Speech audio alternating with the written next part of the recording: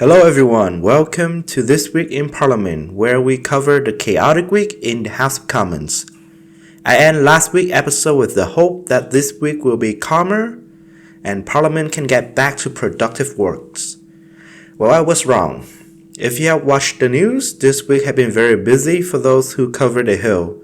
But let us discuss the progress that all parties were able to make amidst the gridlock. Bill C-295 was the first piece of legislation discussed this week. The bill exit committee with minimal adjustment. It aims to amend the criminal code to punish the owner, operator, and leadership of long-term care facilities that fail to maintain adequate care to the elderly residents. Subsequently, those who were found guilty will be prohibited from working in the field that offers service to people in the vulnerable sectors.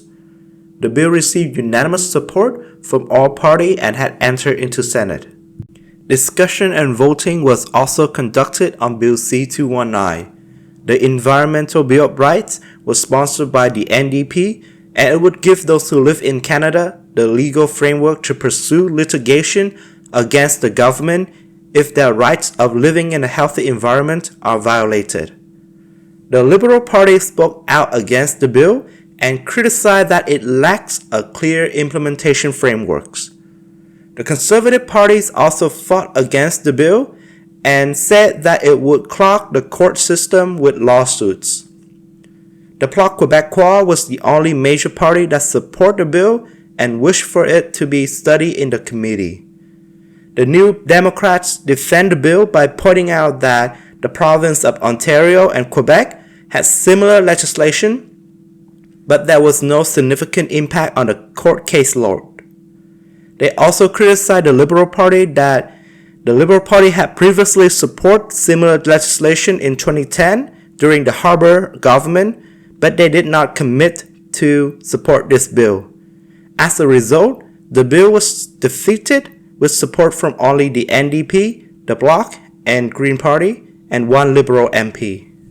One of the last pieces of legislation that made its way through the House is Bill C-322. The legislation was tabled by the Liberal Party for the second reading last week, and it aims to develop a framework for a national school food program.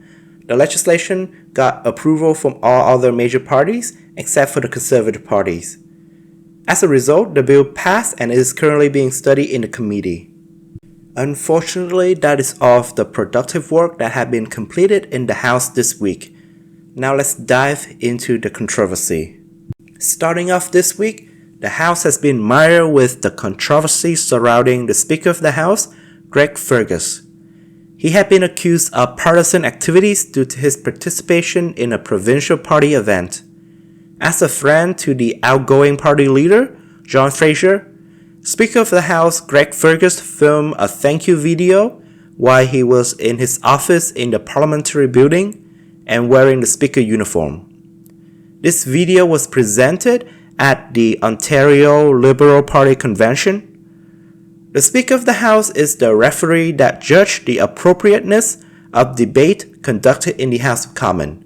Thus, for their judgment to be respected, the person needs to be perceived as unbiased. This event is unprecedented, and the Conservative Party and the Bloc Québécois had advised the Speaker to resign. After a unanimous vote, the matter had been delegated to the Committee on Procedure and House Affairs. If Speaker Greg Fergus resigned, he would be the shortest serving Speaker of the House of Commons in the history of Canada. The current shortest serving Speaker was Mr. Marcel Lepere, who was the Speaker for around 7 months. In a normal week, this affair would be the most scandalous, but oh no, not this week.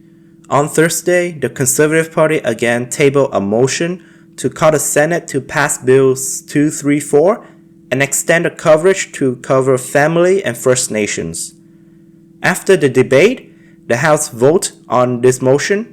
Vote number 481 ruled that the motion was defeated with opposition from the Liberal, the NDP, and the Bloc Québécois.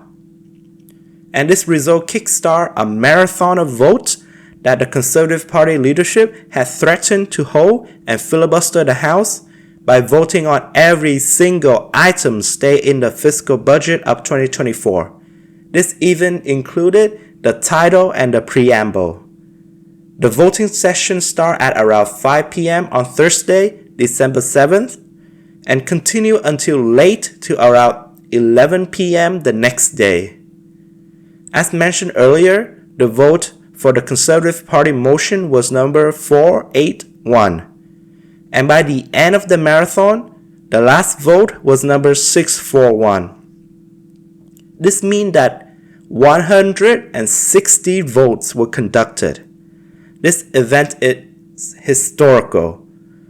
And the Conservative Party has used this to prove that they are willing to fight against the Liberal-controlled government for their legislative agenda to be passed. However, the NDP and Liberal Party had used this marathon to politically attack the Conservative Party. First, by pointing out that the on-site participation rate of Conservative MPs was really low, and that the party leader was only present for around 1.5 hours of the 30-hour marathon. The Liberal Party and the New Democrats also highlighted the items that the Conservative Party voted against. For example, the Conservative Party voted against funding for Jewish community centers amidst the current anti-Semitism attacks happening around the nations.